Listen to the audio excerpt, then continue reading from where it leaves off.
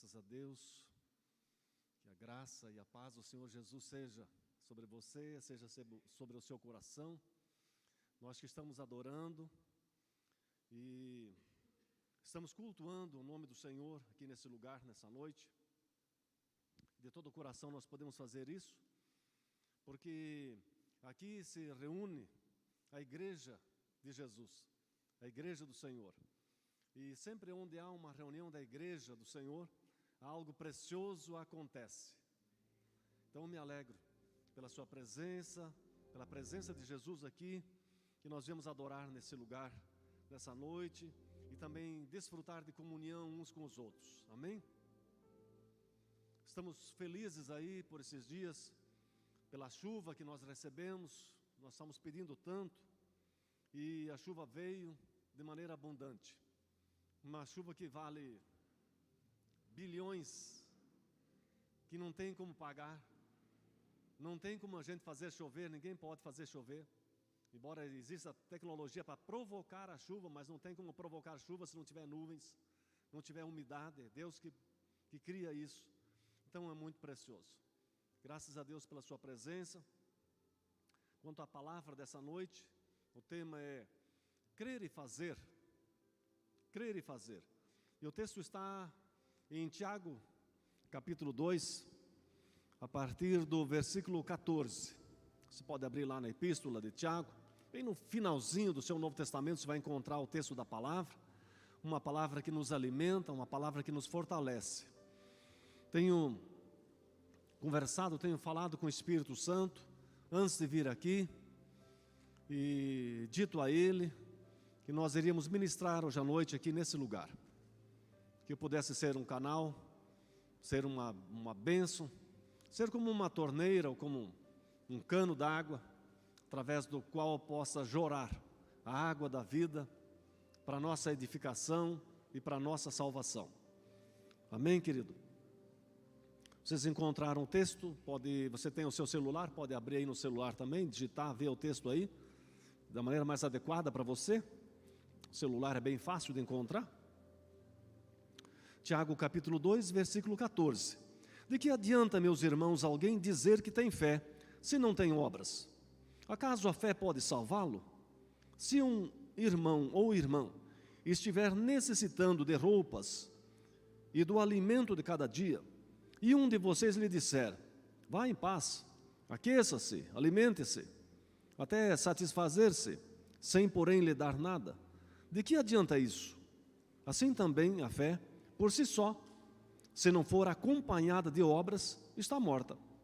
Mas alguém dirá, você tem fé e eu tenho obras. Mostre-me a sua fé sem obras, e eu lhe mostrarei a minha fé pelas obras. Você crê que existe um Deus, um só Deus? Muito bem, até os demônios creem e tremem. Insensato, quer certificar-se de que a fé sem obras é inútil. Não foi Abraão, nosso antepassado, justificado por obras, quando ofereceu seu filho Isaque sobre o altar? Você pode ver que tanto a fé como as obras estavam atuando juntas. E a fé foi aperfeiçoada pelas obras. Cumpriu-se assim a escritura que diz, Abraão creu em Deus, e isso lhe foi creditado como justiça, e ele foi chamado amigo de Deus. Vejam que uma pessoa é justificada por obras e não apenas pela fé. Caso semelhante é o de Raabe, a prostituta. Não foi ela justificada pelas obras quando acolheu os espias e os fez sair por outro caminho? Assim como o corpo sem o espírito está morto, também a fé sem as obras está morta. É interessante essa palavra aqui, ela estabelece um contraponto naqueles que creem simplesmente que uma vez que você tem fé, você não precisa fazer mais nada. Evidentemente que nós somos salvos pela fé. Nós não somos salvos pelas obras, somos salvos pela fé. Mas porque nós somos salvos, nós fazemos boas obras. E eu anotei aqui, se você quiser, você pode anotar. As ações dão visibilidade à fé. As nossas ações dão visibilidade à nossa fé. É através das ações que a gente vê a fé operando. É assim que acontece. Então a palavra nos diz em vários lugares que nós somos chamados e que nós somos salvos por Deus para praticar boas obras e para praticar boas ações. E através das nossas ações, através das ações da igreja, do povo de Deus, em qualquer parte, em qualquer lugar, o nome de Deus é glorificado. E o contrário também é verdade, que o nome de Jesus, o nome de Deus pode ser mal falado, envergonhado, pelas más ações daqueles que se identificam como seus filhos e fazem o contrário. Então, crer e fazer. A fé sem obras não adianta, porque eu creio, eu faço boas obras. Porque Deus amou o mundo de tal maneira que deu o seu Filho único. Nós acabamos de celebrar a ceia do Senhor aqui. Então, quando Deus fala que ama, que nos ama, Ele demonstrou como é que Ele nos ama, oferecendo o seu Filho. Quando nós falamos que amamos a esposa, amamos os filhos, a esposa diz que ama o marido, então isso tem que transparecer, tem que se manifestar nas obras. Seu pai fala que ama os filhos, então o que ele está fazendo pelos filhos? De vez em quando a gente vê aí, assiste praticamente todo dia, alguém que matou por amor. Matou a esposa porque amava a esposa, ficou com o ciúme da esposa, então ele amava muito, matou a esposa. Ou a esposa matou o marido. Que tipo de amor é esse? Isso não tem nada a ver com amor, isso é uma ignorância total acerca do assunto. Aquele que ama, respeita, protege, cuida, nunca vai abandonar, vai estar sempre junto, não é mesmo? Então isso é incoerência, falar que ama e abandona, ama e deixa. Não existe. Quem ama, cuida, protege. Manifesta-se nas obras o amor que nós estamos falando. Graças a Deus. Por isso, a fé em Deus e a obediência à sua palavra e a orientação do Espírito Santo têm impulsionado as obras sociais, as obras assistenciais ao redor do mundo. A gente olha aí em vários países, e nós poderíamos destacar aqui os Estados Unidos e a Alemanha, os Estados Unidos lá na América e a Alemanha na Europa, dois países ricos que têm se destacado através dos tempos, através das ações sociais, dos cuidados, das obras humanitárias ao redor do mundo. Têm ganho, têm recebido, têm enriquecido e têm repartido para manifestar o seu amor, o seu cuidado com aqueles que têm menos. Eu diria que uma empresa, ou um empresário, ou alguém que está no comércio, alguém que é bem sucedido em alguma área, algum trabalho, só é de fato bem sucedido aquele que ganha, que cresce, que prospera. E na medida em que prospera, tem a capacidade de repartir com aqueles que têm menos. Então essa é uma pessoa bem sucedida. Aquele que tem essa capacidade, que tem essa generosidade de fazer isso.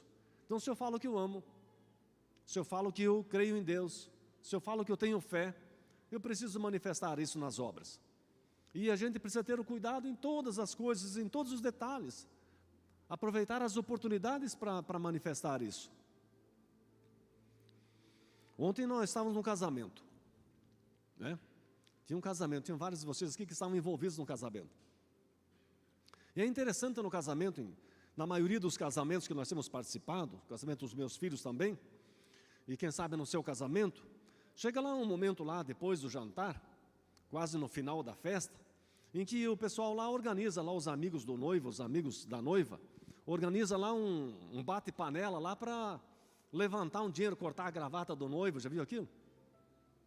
O que você pensa acerca disso?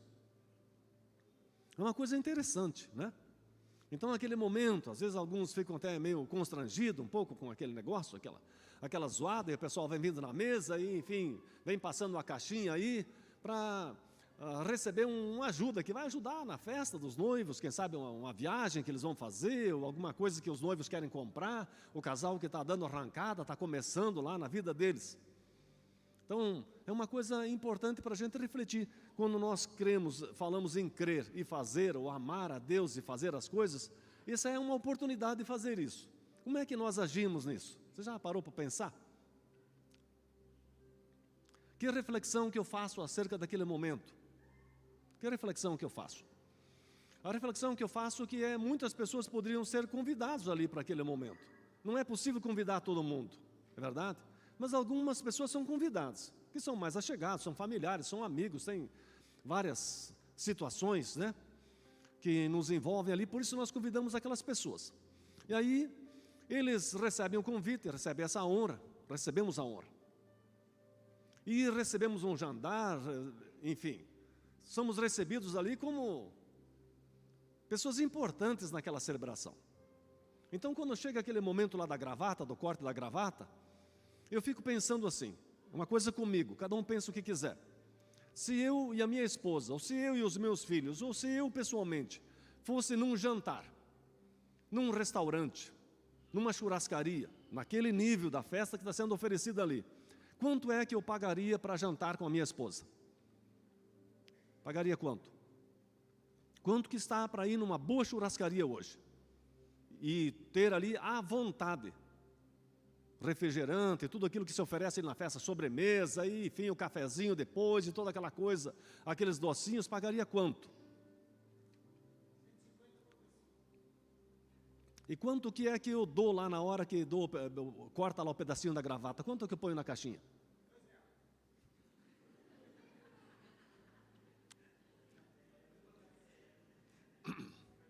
É coerente isso? Hã? É coerente? É uma coisa para a gente pensar. Penso que como cristãos, nós podemos fazer muito melhor do que nós fazemos em muitas coisas, em muitas áreas. Ontem, lá em Marechal, uma comunidade era para ser a tarde da alegria. E a alegria da tarde foi a chuva. Então nós deixamos para fazer outro dia e celebramos a chuva. Ninguém ficou magoado nem triste porque não deu, todos os preparativos estavam prontos. Mas várias coisas, vários equipamentos ali infláveis que são elétricos e eletrônicos, se pegar a chuva, se pegar a umidade, a criançada toda pulando lá em cima e se jogando ali, pode não ficar bom, final da festa. Então cancelamos até que você tenha um dia de sol, com tempo seco. Uma hora dessas vai ser possível. Mas estava programado também um bazar da igreja. E o bazar aconteceu o bazar. E eu fiquei lá de casa, fiquei observando à tarde, até umas certas horas da tarde, e hoje também, pela manhã, após o culto, a quantidade de gente que saiu de lá levando roupas e calçados e várias coisas que foram vendidas por um preço bem acessível, mas muito acessível. Peças lá por 5, por 10 reais, coisas assim. Pessoas enchendo as bolsas, uma quantidade enorme de carros. Eu fiquei impressionado com o volume que foi levantado de dinheiro naquele bazar, porque as coisas foram doadas. E muitas das peças que foram doadas eram peças novas. Pessoas compraram, coisas que não serviam, ganharam, coisas que achou que não estava adequado, coisas que estavam no pacote, coisa nova, não coisa rasgada, coisa velha. Calçados bons, roupa boa, cobertores. E eu fiquei assim vendo aquelas pessoas, especialmente aqueles que talvez não tenham a possibilidade de entrar numa loja e comprar um produto daquele e pagar o valor que merece, que é cobrado lá na loja naturalmente.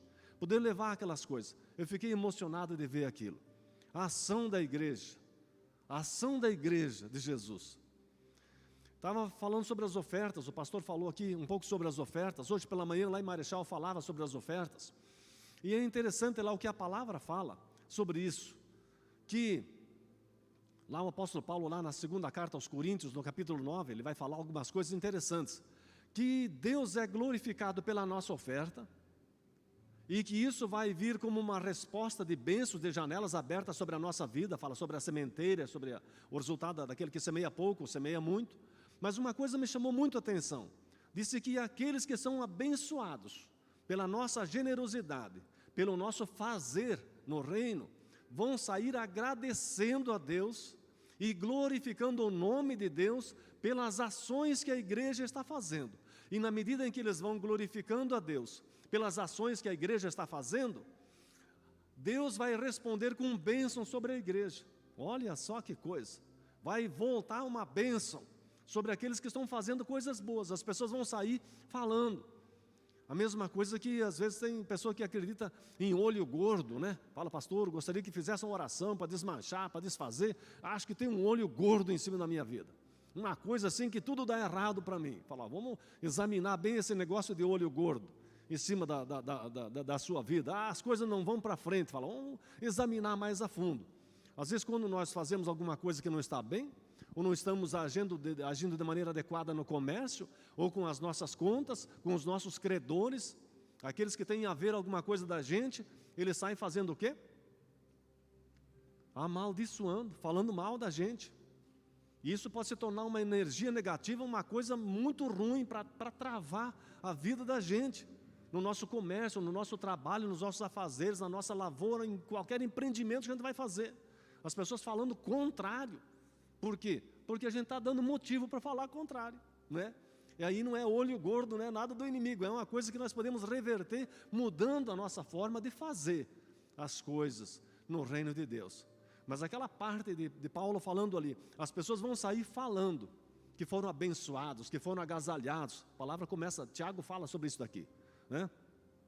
Tiago vai falar uma coisa, meus irmãos, diz aí, de que adianta, meus irmãos, alguém dizer que tem fé, se não tem obras? Acaso a fé pode salvá-lo? Se um irmão ou irmã estiver necessitando de roupas ou de alimento de cada dia, e um de vocês lhe disser, vá em paz, aqueçam-se, alimentam-se, que Deus abençoe você, e não fizer nada.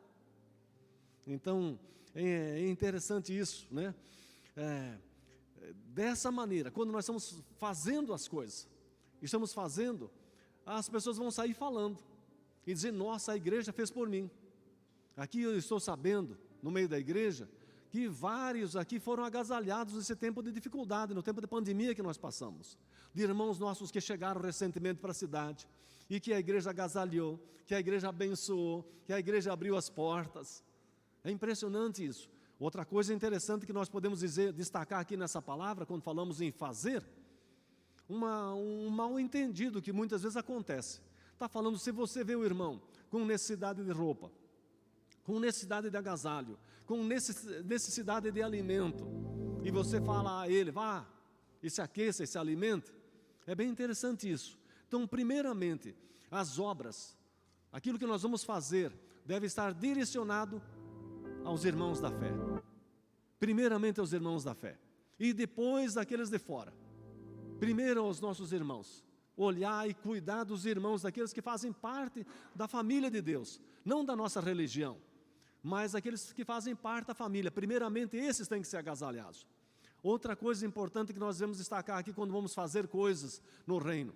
Às vezes a pessoa pode pensar, eu estou querendo trocar de carro, eu estou querendo ir tirar uma temporada aí na praia, eu estou querendo comprar uma casa nova, eu estou querendo fazer uma festa de 15 anos ou não sei o quê, uma festa de casamento, alguma coisa. Então o irmão que está abastado, que tem mais dinheiro, podia me emprestar um dinheiro. Eu não estou podendo fazer a festa, você podia me dar um dinheiro? Podia me emprestar?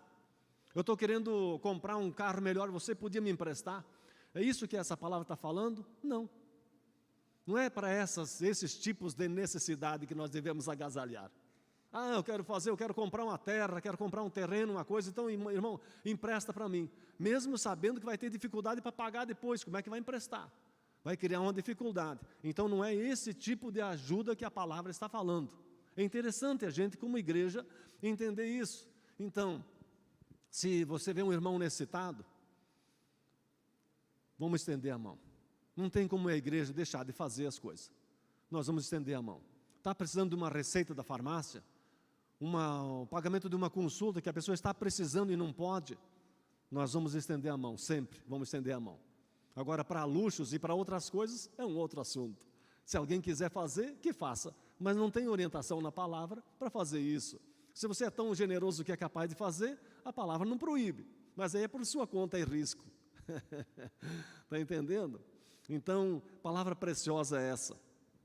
Nós somos desafiados a fazer o bem, a repartir, a ser generosos em toda e qualquer situação. Isso manifesta a graça, manifesta o coração da pessoa e manifesta o amor de Deus, o cuidado dele para conosco. Talvez eu já contei aqui, mas alguns anos atrás nós chegamos para um acampamento lá no Pará. Estávamos chegando lá no lugar, não conhecíamos nada, e estávamos ali para pegar uns peixes, e na hora que nós estávamos ali, já era o final de tarde, chegou uma canoa de um pescador, de uns ribeirinhos lá, uma canoa de gente bem humilde. Um homem, um senhorzinho lá, com a esposa, com as crianças, um cachorrinho dentro do barco, uma canoazinha de madeira lá, de tábua, bem velha, tudo com um reminho lá. Chegou, encostou assim, bem onde a gente estava acampado, e falou: e aí, já pegaram peixe? E nós lá com toda aquela estrutura ali, tá, a gente estava se preparando para pescar. A gente não conhecia nada, não tinha nenhum peixe. Nós falamos: não pegamos nada, de fato não tinha pego. Aí o homem falou: mas nós pegamos, e vocês não vão ficar sem peixe para o jantar. Pode descer aí, desce aqui, pode escolher quantos peixes vocês quiserem, para você jantar hoje à noite, para ter um peixe aí. Fiquei impressionado com aquilo, com a generosidade daquela pessoa, com as bolsas lá, com as coisas ali, um reminho velho, uma coisa, mas com aquele amor, aquela generosidade. Essa é a atitude de um cristão. Eu fiquei pensando assim: faríamos nós uma coisa assim? Mas a gente aprendeu a fazer, a gente aprende a repartir as coisas, e uma atitude dessa abre portas enormes, abre janelas para aquela pessoa, para aquela família, abre janelas para nós quando nós aproveitamos essas oportunidades para manifestar, para fazer o bem que a gente não pode nem imaginar. Onde é que uma coisa dessa vai dar? O que é que isso pode refletir sobre a nossa vida? É muito maravilhoso. Um amigo me contou, na nossa viagem que nós tivemos no Paraguai, na última viagem, o pastor Eduardo estava junto, estávamos tomando café com os pastores lá, no restaurante da igreja, e um pastor estava me contando que trabalhou no Chile como missionário, e que ele era descendente de uma família de missionários, que os seus pais, os seus avós já eram missionários, e que eram pastores na Ucrânia. Lá onde está acontecendo a guerra. A guerra não, está acontecendo uma invasão da Ucrânia. Aquilo não é guerra, guerra é outra coisa. É uma invasão que a Rússia está fazendo contra a Ucrânia. E eles moravam lá, e era uma região onde se plantava muita maçã. Então a maçã era recolhida e era levada, era transportada ali com uns trens, aqueles trens bem antigos. E ia passando pelas vilas, então aqueles cargueiros carregados de maçãs. E em muitos lugares lá, jovens, crianças e até alguns adultos colocavam pedras, colocavam galhos na frente do trem, para o trem parar e eles então pular lá e saquear as cargas e roubar a maçã e tudo isso aqui. Talvez eu até já tenha contado essa ilustração aqui, mas me chamou a atenção e cabe aqui dentro dessa palavra. Diz que, sabendo disso, os avós dele, desse pastor, e os vizinhos lá que transportavam as maçãs, ficavam em cima dos cargueiros abertos. E quando chegava naqueles lugares e via os caras querendo colocar galho e jogar pedra no trem e fazer parar o trem, eles jogavam maçã. E dele maçã, dava maçãzada para cá e para tudo que é canto, e os caras se defendendo das maçãs e eles jogando maçã. E enquanto que eles pegavam as maçãs e já se envolviam lá com as maçãs que estavam caindo, o trem ia passando e o trem ia embora. Eles ganhavam as maçãs que eles precisavam e a carga não era saqueada. A conclusão que eu tirei disso, dessa ilustração, que cada um joga o que tem. Cada um oferece o que tem. Enquanto uns jogam pedra, oferecem pedras e galhos e entulhos, outros jogam maçã. Outros oferecem maçã, outros oferecem uma fruta. O que é que nós temos para dar? O que é que nós temos oferecido como cristãos, como filhos de Deus, no dia a dia? O que é que nós temos oferecido? Então, como nós temos reagido quando o mundo joga galho na gente? Tenta entulhar o caminho da igreja, o nosso caminho. O que é que nós temos para oferecer? Achei uma ilustração, uma história real, um fato, baseado em fatos verídicos, uma coisa maravilhosa. Fiquei emocionado daquele pastor me contar isso, que aqueles que jogavam pedras recebiam maçãs. Ah, que atitude maravilhosa, que a gente pudesse fazer isso. É isso que a palavra está falando. Então, no momento em que nós dizemos que nós cremos em Deus, que nós confiamos em Deus, nós precisamos manifestar isso através das nossas atitudes no dia a dia. E como o mundo seria muito diferente se a igreja, se nós todos pudéssemos manifestar mais o amor e manifestar mais a graça de Deus. Pela fé, ou pela fala. Alguns tempos atrás, nós assistimos, provavelmente alguns de vocês assistiram também, tiveram a oportunidade de assistir, a série Gênesis, que está, de vez em quando a Record está mostrando isso, agora vem uma nova série aí que eles vão mostrar, e é muito valioso, muito interessante, aquilo que eles têm feito para expor, para colocar as histórias, as antigas histórias da Bíblia, e trazer a realidade com uma roupagem muito nova, colocando alguns enfeites, evidentemente, mas que tem um conteúdo de verdade muito grande naquilo que é apresentado. E me chamou muito a atenção a história de Abraão, a história da vida de Abraão, do nosso patriarca, que ele é mencionado. Em Hebreus capítulo 11, quando tem ali a galeria dos heróis da fé, Abraão aparece ali, como amigo de Deus, como um homem de fé, como pai da fé. É extraordinário isso. Mas me chamou muito a atenção na série, e pode ser até que chamou a sua atenção também, quando Abraão sai para sacrificar. Então, de vez em quando, Abraão tinha a ideia de oferecer um cordeiro a Deus. E os familiares e o pessoal que estava perto pensavam, meu Deus, de novo, o homem, de novo, oferecer outro cordeiro. Nós estamos andando pelo deserto, o alimento é pouco, o rebanho é pequeno. E de novo ele está com a ideia, olha, pegou a melhor ovelha, o melhor cordeiro e ele vai sacrificar. E alguns tentavam até dissuadir, tentavam falar, Abraão, não, pega o outro, tem uma outra ovelha. Ele falou, não, eu vou levar essa, é a melhor, eu vou oferecer. E depois que Abraão ia indo e ele não aceitava a companhia de ninguém, ele falou, eu vou sozinho. Porque até a companhia deles, que eram incrédulos, mesmo sendo da família, atrapalhava o sacrifício. Porque ele fazia aquilo de coração. Eu vou sozinho. E a família, os amigos, o pessoal lá da comunidade, ficava comentando, meu Deus, vai acabar matando todas as ovelhas, nós vamos passar fome aqui nesse deserto. Imagina, mais toda hora o velho com essas ideias aí de oferecer mais uma ovelha, onde é que vai parar isso? Para que isso? Não precisa, não é necessário. Mas quando nós vamos olhar a história de Abraão, a gente vai ver que ele era um homem abençoado. Podia se levantar quem fosse contra Abraão e se levantaram pessoas, até da família contra ele. Mas a palavra fala que onde Abraão colocava o seu pé, Deus abençoava. Para onde ele olhava, que fosse para um deserto, Deus fazia prosperar. E não teve quem conseguisse parar a prosperidade e as bênçãos sobre a vida de Abraão. Homem próspero, homem de fé, que não falava apenas em fé, mas ele acreditava naquilo que ele fazia. E sempre, quando se tratava de uma coisa para Deus, ele fazia o seu melhor. Então, queridos, quando vamos fazer qualquer coisa para Deus, ou para alguém que está servindo a Deus, ou para alguém que é nosso irmão, façamos o nosso melhor dentro da nossa possibilidade.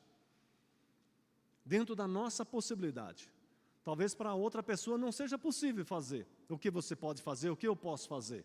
Mas se é possível, faça o seu melhor. E saiba que Deus nunca vai ficar devendo nada para ninguém. Deus nunca vai ficar devendo nada para ninguém. Ninguém vai ficar mais pobre ou vai ficar mais necessitado por fazer alguma coisa pelo reino ou pelo próximo. Pelo contrário, na medida em que nós vamos fazendo, pela fé, nós cremos que naquilo que nós estamos fazendo, Deus vai abrir a janela do céu e vai nos abençoar. Toma posse disso, acredita nisso. Isso é uma descoberta de poucas pessoas, de que quando você investe no reino, as janelas se abrem mais e mais e mais e mais sobre a vida das pessoas. Acredita nisso. Os homens prósperos aqui dessa comunidade, os homens prósperos que nós temos na comunidade lá em Marechal, daqui desde a antiguidade, muitos deles já estão na glória com Jesus. Os mais prósperos eram os que mais investiam no reino, os que sustentaram a igreja, que sustentaram o reino de Deus, os mais prósperos. Quer ser próspero? Quer que as janelas do céu se abram sobre você? Invista, faça no reino. Faça, e faça, e faça. Não para homens, mas faça para Deus. E você vai ver as janelas do céu se abrindo. É um princípio, Jesus disse. Jesus ensinou que é mais bem-aventurado quem dá do que quem recebe. É um princípio da palavra. Então essa atitude de generosidade, em muitos lugares tenho visto isso. Há poucas semanas atrás, um homem dos mais ricos do mundo decidiu se desfazer de toda a fortuna dele. De toda a fortuna. e pegou e chamou um grupo de jovens americanos, pobres, negros, que estavam estudando, estavam firmes lá na escola, mas que estavam lutando com dificuldade. E falou: eu vou pagar para vocês a universidade para vocês pelo resto da vida, até vocês se formarem. Toda a formação de vocês é por minha conta, nas melhores escolas, nas melhores universidades. Um grupo de alunos negros, de comunidades carentes dos Estados Unidos, falou: é por minha conta. E ele foi fazendo em obras sociais e investindo em jovens, em pessoas que tinham vontade, que eram necessitados. Fiquei emocionado de ver aquilo. Falou: a minha fortuna eu já ganhei, deixou praticamente pela metade, falou: em pouco tempo eu terei tudo de novo novamente, para que eu quero? Eu não preciso. Só uma parte disso já chega para mim, já tenho que chega. Eu quero investir em vidas, quero investir em pessoas. Que coisa maravilhosa. Entendeu isso? Que anos atrás, talvez você conheça a história já, do missionário, do reverendo George Miller. Entre outras coisas, esse pastor mantinha um orfanato. E ao longo de 60 anos, George Miller manteve aproximadamente 10 mil crianças, 10 mil órfãos, crianças abandonadas. E George Miller tinha como princípio de nunca pedir nada a ninguém, mas simplesmente pedir a Deus. Tudo aquilo que queria, que ele precisava, que as crianças precisavam, ele falava com Deus. E muitas manhãs, aquelas crianças, aquela multidão de crianças reunidas lá no orfanato, para tomar o café da manhã. E o pessoal da cozinha falava: pastor, acabou o pão. Acabou o pão. Não tem pão para o café da manhã de hoje. E George Miller, então, chamava as crianças, falava: põe as crianças na mesa. E as crianças com toda aquela alegria, com aquela expectativa que vai ter o café da manhã. E Jorge falava: vamos dar graças pelo pão. Vamos agradecer pelo café da manhã. Vamos agradecer pelo pão que Deus está dando e já nós vamos tomar café.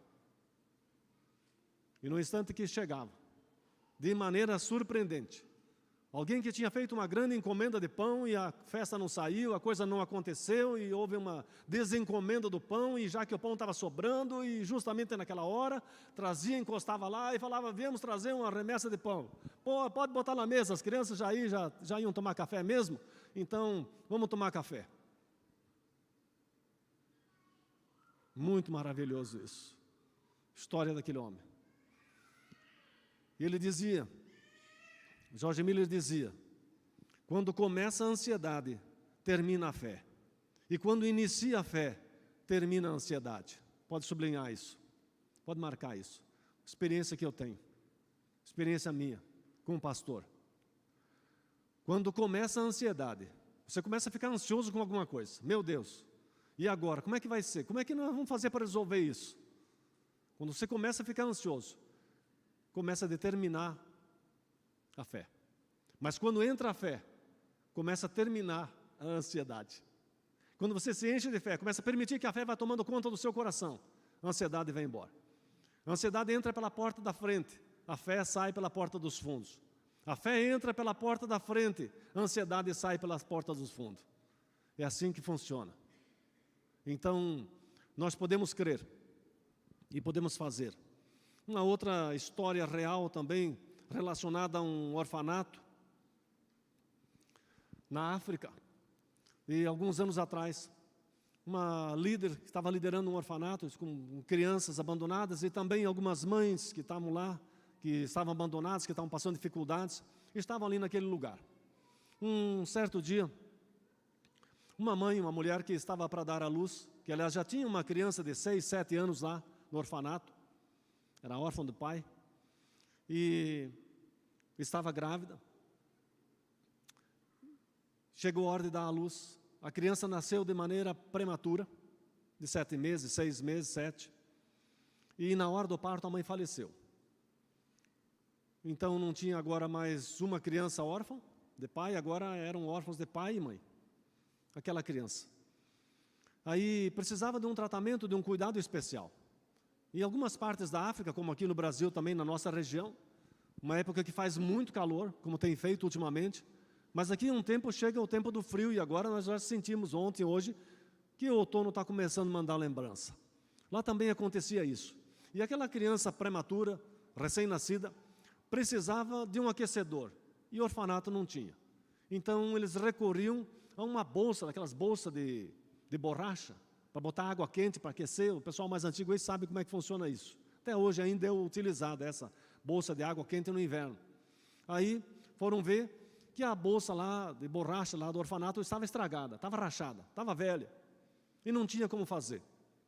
E a criança precisava de um cuidado todo especial. Então lá na primeira, segunda noite eles agasalharam e botaram panos e botaram lã e fizeram de tudo para agasalhar, mas era necessário um objeto para aquecer aquela criança, senão ela ia perecer. A líder do orfanato chamou as crianças e falou: olha, nós precisamos de uma emergência. Vamos falar com Jesus para ele providenciar alguma forma, alguma maneira de nós termos uma maneira de cuidar dessa criança, do recém-nascido, que ele está precisando de agasalho. Aí uma menininha falou, uma menina chamada Ruth, de 10 anos, disse: eu vou fazer a oração. Eu vou fazer a oração, professor. Eu posso fazer a oração? Falou: pode. E ela, Ruth, de 10 anos, começou a orar e falou: meu Jesus, olha aqui para nós, olha para o nenê que está passando frio. Nós precisamos de uma bolsa de água quente. O senhor pode mandar uma bolsa de água quente para o nenê ser aquecido? Jesus, você pode fazer isso. Eu acredito que o senhor vai mandar. Aí, já que o senhor vai mandar a bolsa de água quente, mande também uma boneca para a irmãzinha do nenê, que ela está chorando muito por causa que a mãe dela morreu. Manda uma boneca bonita para ela se alegrar, que ela está muito triste com a morte da mãe. E a professora, a líder lá do orfanato, pensou: meu Deus, que situação, como é que nós vamos sair dessa agora? A expectativa que essa criança e a expectativa que ela gerou nas outras crianças, como é que vai ser? Nunca ninguém mandou bolsa de borracha, bolsa para água quente, e ninguém mandou boneca aqui, não é o costume de fazer isso. O pessoal manda comida, e manda alimento, manda várias coisas assim, alguma roupa, algum agasalho, mas esse tipo de itens não faz parte daquilo que as pessoas mandam aqui. Essa criança criou uma expectativa agora que nós vamos passar dificuldade. Era naquele dia ainda, no final da tarde, alguém veio avisar a diretora, a professora, a líder principal lá do orfanato, que havia chegado um carro lá na frente do escritório do orfanato. E ela saiu rapidamente para ver. Quando ela chegou lá, o carro já tinha ido embora. Mas a pessoa que atendeu disse: olha, ela deixou um pacote aqui, veio um pacote pelo correio. E olharam lá, o peso do pacote era um pacote de 11 quilos.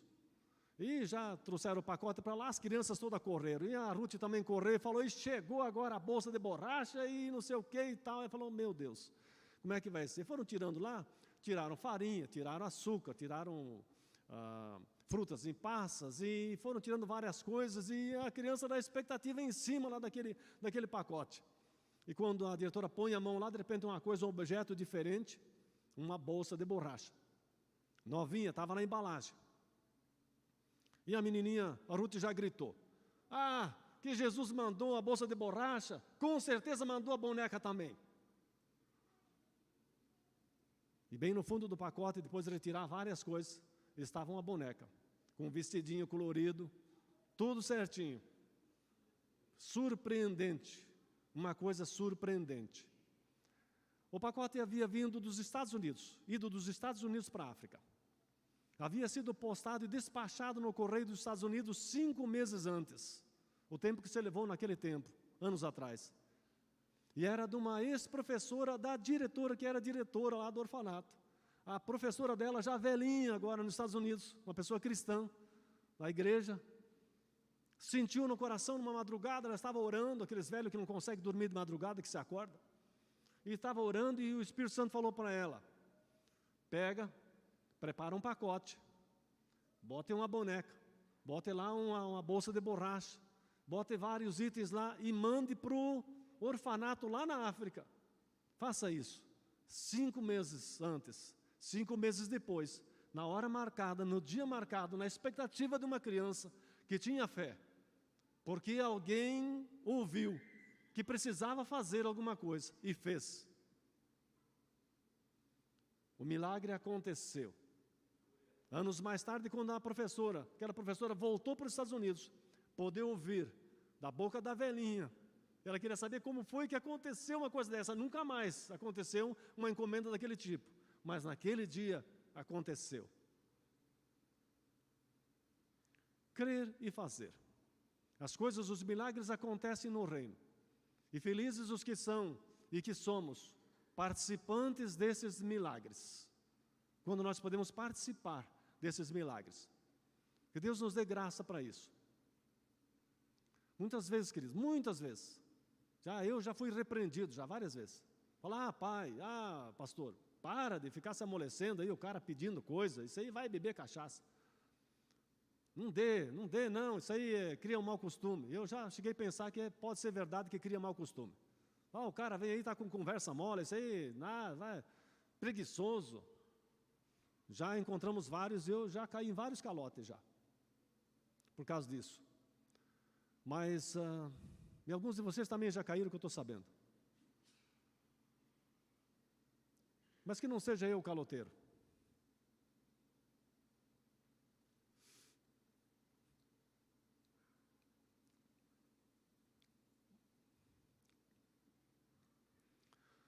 Que não seja o seu filho, sua filha, o meu filho, meu neto, um pedinte, um mendigo. Nunca vai ser. Nunca vai ser o seu filho. Nunca vai ser seu filho. Nunca. Sejamos generosos. Que pagamos o mico, a vergonha de ser enganado, de fazer papel de bobo, de ajudar quem não merece. Mas vai que alguém está precisando e merecia, e a gente fechou o coração por causa de algum malfeitor, de algum enganador. Que Deus nos defenda disso. Se o Espírito Santo falar a você, em situação, alguma generosidade, alguma coisa, faça isso. Faça isso.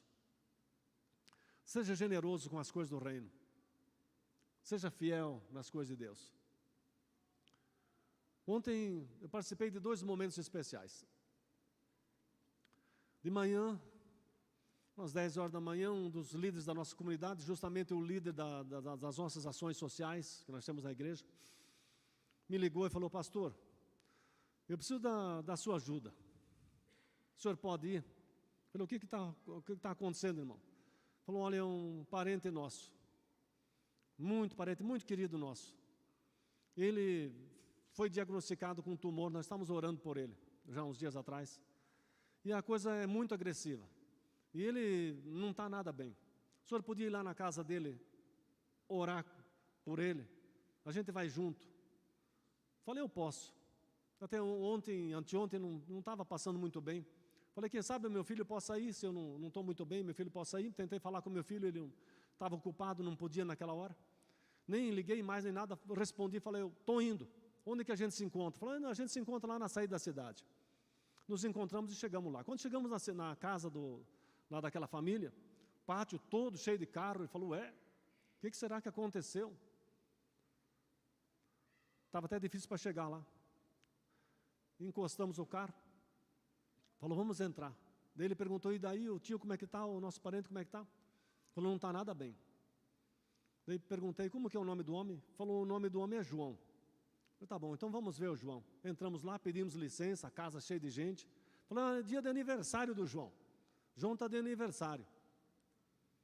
Mas quando chegamos lá, eu olhei, pensei, a situação do João está muito difícil. A situação do João não está fácil.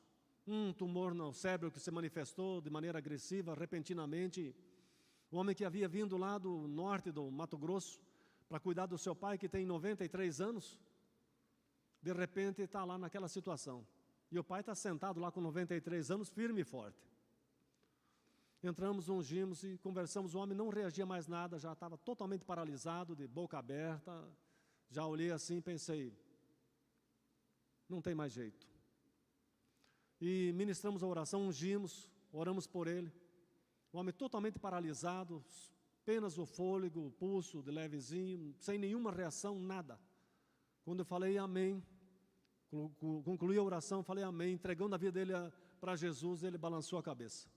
Todo mundo ficou olhando assim. Lá, meu Deus, impressionante. Despedimos da família, conversamos um pouquinho, saímos. Quando cheguei em casa, a mensagem: João partiu. O João partiu. O trabalhador das 5 horas da tarde, que simplesmente não tinha nenhum movimento, mas no final da oração concordou. Foi o último gesto que ele fez. Impressionante. Coisas incríveis. Coisas incríveis. A nossa vida é uma passagem. Nós não sabemos como é que vai ser.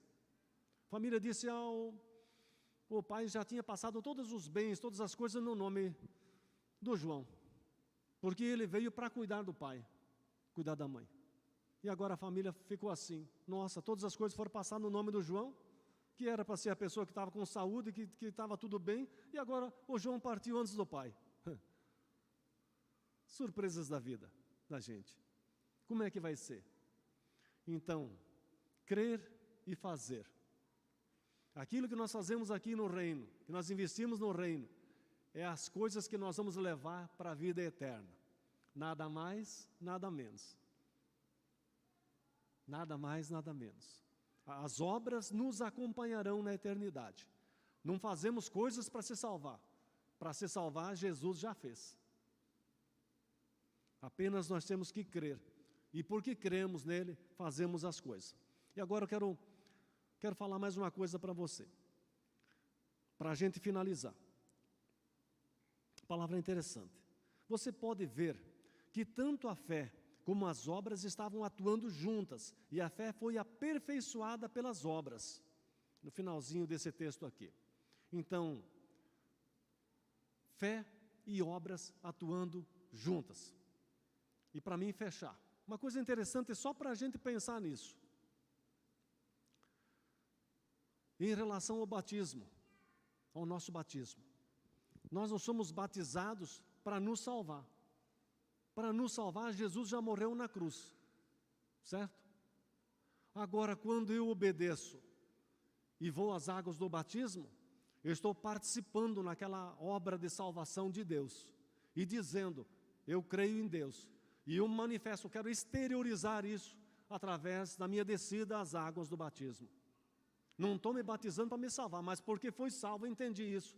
E estou no batismo dizendo assim: eu morro para o mundo, eu sou sepultado para o mundo, eu estou estragado para as coisas do mundo, mas eu estou vivo para as coisas de Deus. E me levanto para uma nova vida. É uma coisa para a gente pensar. Não me batizo para ser salvo, já fui salvo pelo sangue de Jesus, conforme nós celebramos na ceia. Mas porque eu sou salvo, eu manifesto no gesto do batismo a salvação que eu recebi em Cristo Jesus. E manifesto diante do mundo, para que o mundo creia que eu sou uma nova pessoa em Cristo Jesus. Amém? Para a gente pensar nisso. Nós vamos orar agora, nós vamos finalizar o culto.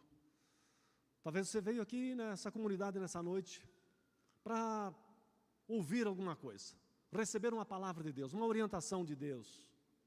E toda a orientação de Deus, toda a caminhada com Deus começa com o primeiro passo. Então, nos próximos 2 minutos, a sua vida poderá ser completamente mudada, aqui e na eternidade. Tudo é uma questão de decisão. Eu decido e recebo, pelas minhas decisões ou pela falta delas, a consequência daquilo que vou decidir. Nós queremos orar. Eu quero pedir você baixar a sua cabeça, fechar os seus olhos. E você pode, mesmo você que já recebeu Jesus como Salvador, pode fazer essa oração pela fé, para confirmar aquilo que você já tem.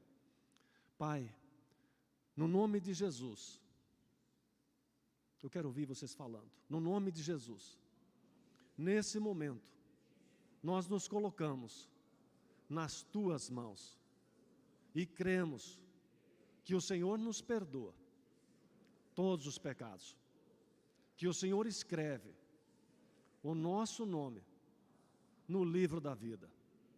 Jesus, eu te reconheço como meu Salvador. Me salva, enche-me do teu Espírito Santo. E eu te glorifico, agora e sempre. Amém. De cabeça baixada, de olhos fechados. Se você fez essa oração pela primeira vez, você nunca tinha feito essa oração antes, gostaria que você levantasse a sua mão. Levanta a sua mão dizendo: eu sou essa pessoa. Amém. Graças a Deus. Mais alguém? Mais alguém? Fez essa oração pela primeira vez. Graças a Deus. Há mais alguém aqui entregando a sua vida a Jesus? Graças a Deus por isso. Vamos orar mais uma vez. Amado Deus e Pai, eu agradeço por esse tempo tão precioso que o Senhor nos dá nessa noite, nesse primeiro dia da semana. Nós estamos iniciando, nós estamos no meio, na metade desse mês e no início dessa nova semana. Pai, nós te pedimos, aqueles que vieram aqui com expectativa, que vieram aqui com fé, que amanhã, segunda-feira, logo às 7 horas da manhã, às 7h30, tem um compromisso, preciso de uma porta aberta, preciso de uma janela que se abra, precisa de um milagre, em qualquer área da sua vida, seja na área da saúde, a área financeira, a área do seu casamento, da sua família. Abre a janela agora, começa a abrir a janela agora, começa a abrir portas agora, começa a derramar sobre nós a tua graça, a tua misericórdia, o teu cuidado. Nós somos teus filhos, nós confiamos em ti, nós olhamos para ti com expectativa, meu Pai. Então cumpre a tua palavra, o Senhor é fiel, cumpre a tua palavra agora, que como um orvalho, como um bálsamo, como uma coisa fresca pudesse ser derramada sobre o nosso coração. Todo o medo, toda a ansiedade, toda a perturbação, toda a tristeza, desfaz agora e deixa brilhar, deixa cair sobre nós a tua presença, o teu amor, o teu cuidado, o renovo da tua graça sobre cada um de nós. É minha oração com fé. Aquele que veio aqui sentindo dor, que veio aí com algum diagnóstico de enfermidade, retira agora, cancela isso agora, meu Pai, em nome de Jesus. Aos irmãos que são empresários, que são da indústria, que são do comércio, que são prestadores de serviço, os aposentados, os agricultores, derrama sobre nós a tua bênção, derrama sobre nós, Pai. Deixa as janelas do céu se abrirem. Aos campos da nossa região, obrigado pela chuva. Obrigado, meu Pai, só o Senhor pode fazer isso. Continue mandando a chuva no tempo certo, o sol na hora certa, o calor necessário. Que nós tenhamos uma safra abundante esse ano. Nós pedimos, nós somos necessitados disso, Pai. Nossa cidade está precisando. Deixa cair a tua bênção sobre nós. E nós bendizemos e nós exaltamos o teu nome. Como teus filhos nós glorificamos e nós reconhecemos que tudo vem de ti. E tudo volta para ti. Em nome de Jesus. Amém. Que as mais doces bênçãos, que as mais doces consolações do Espírito Santo seja sobre você, sobre a sua casa, sobre a sua família. Que você vá em paz e que o Senhor te abençoe. Em nome de Jesus. Amém. E graças a Deus. E graças a Deus.